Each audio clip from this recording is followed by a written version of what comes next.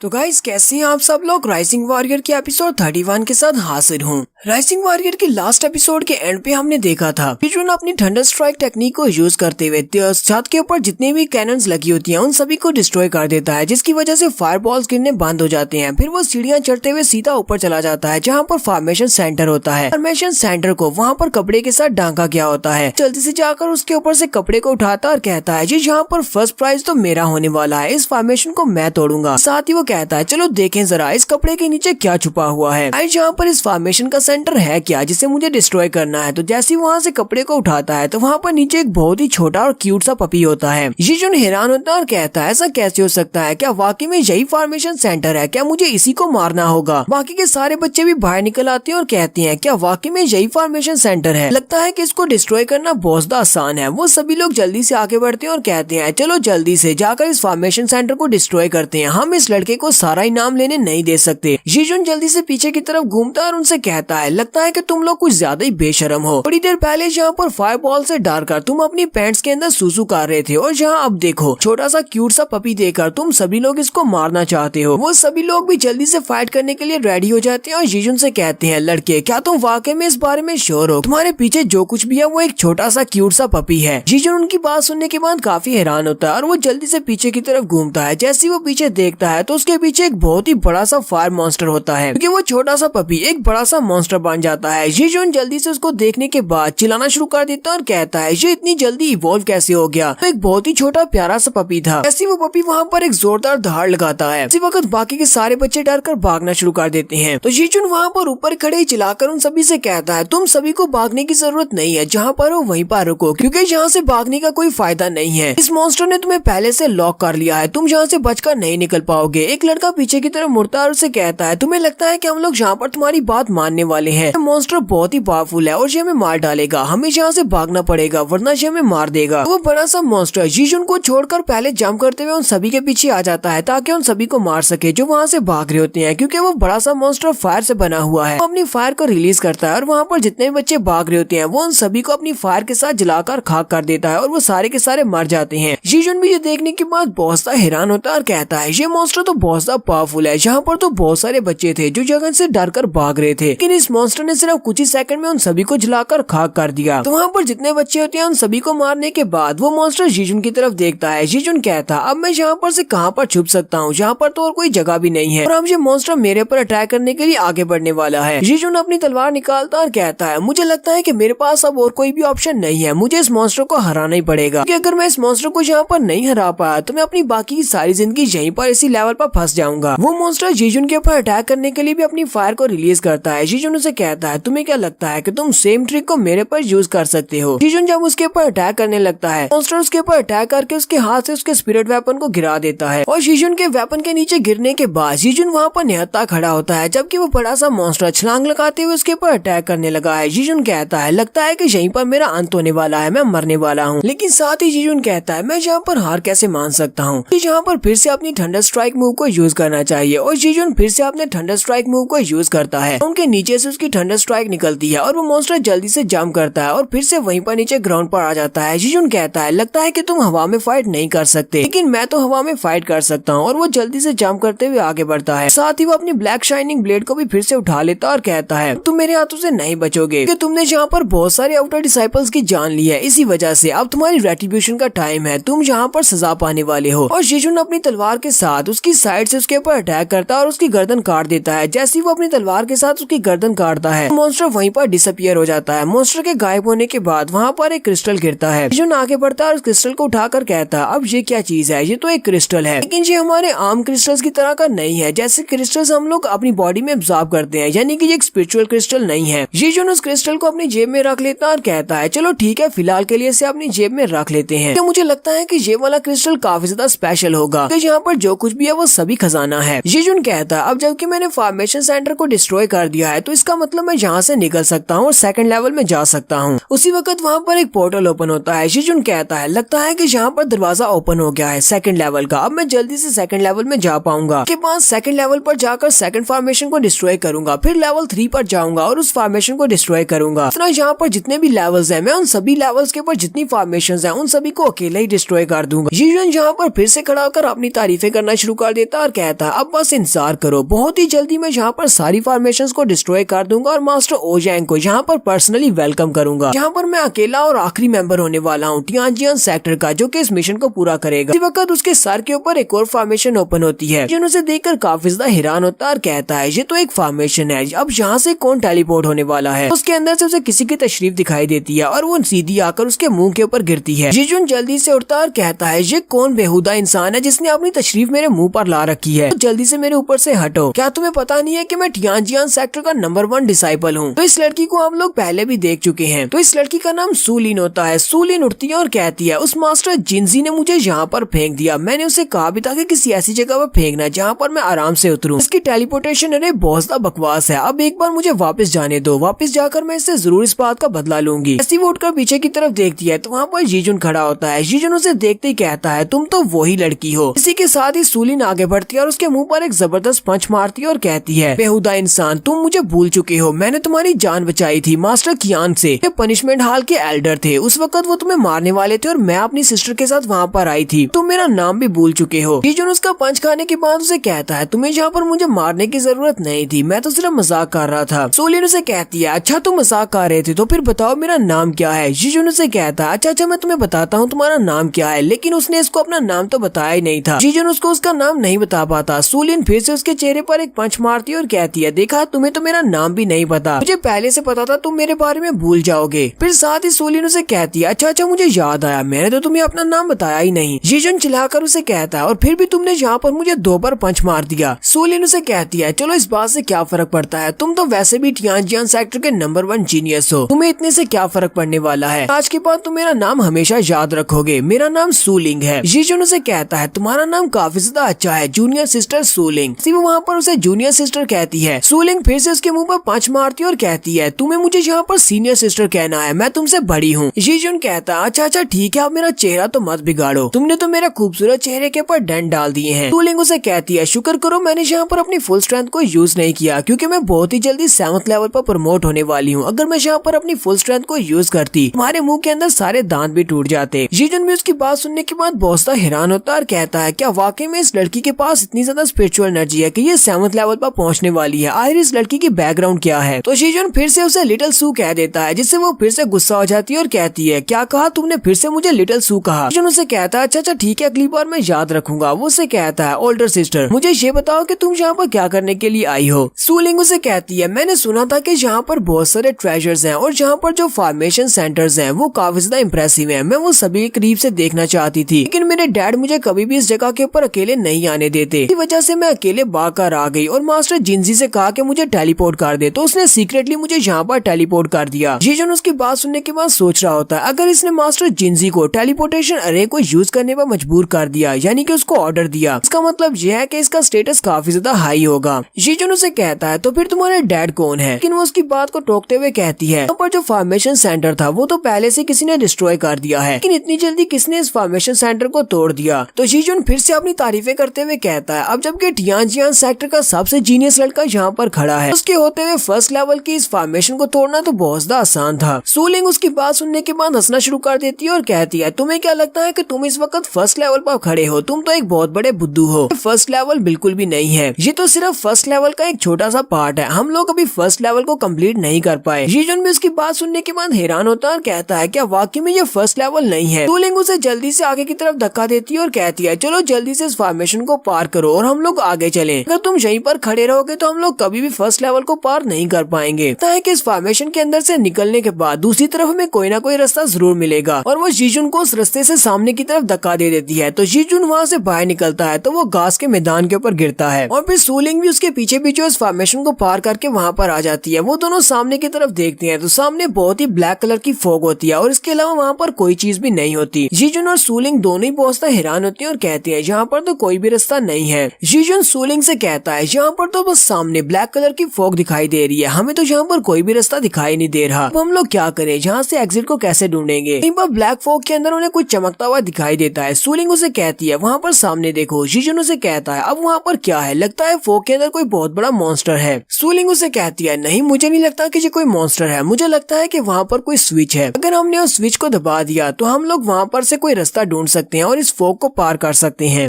जीजुन उसे कहता है लेकिन तुम्हें इस सब के बारे में कैसे पता चला। सूलिंग उसे कहती है मास्टर जिंजी ने मुझे इस बारे में बताया है, हालांकि उसे भी इस बारे में कंफर्म नहीं था। जीजून उसकी बात सुनने के बाद और भी ज्यादा हैरान होता है और कहता आखिर इस लड़की की पोजीशन क्या है, ये किसकी बेटी है, इसका लेवल क्या है। मास्टर जिंजी ने भी इसे इतने सारे सीक्रेट्स बता दिए हैं, हालांकि हमें तो अंदर आने से पहले कुछ भी नहीं बताया गया था। तो नेक्स्ट एपिसोड में हम लोग देखेंगे कैसे ये लोग इस फोक को पार करेंगे। फिलहाल के लिए यहीं पर एपिसोड 31 का एंड करेंगे। एपिसोड की एक्सप्लेनेशन अच्छी लगी हो तो कमेंट करके जरूर बताइएगा। चैनल को सब्सक्राइब कर दें, वीडियो को लाइक और शेयर कर दें। शुक्रिया।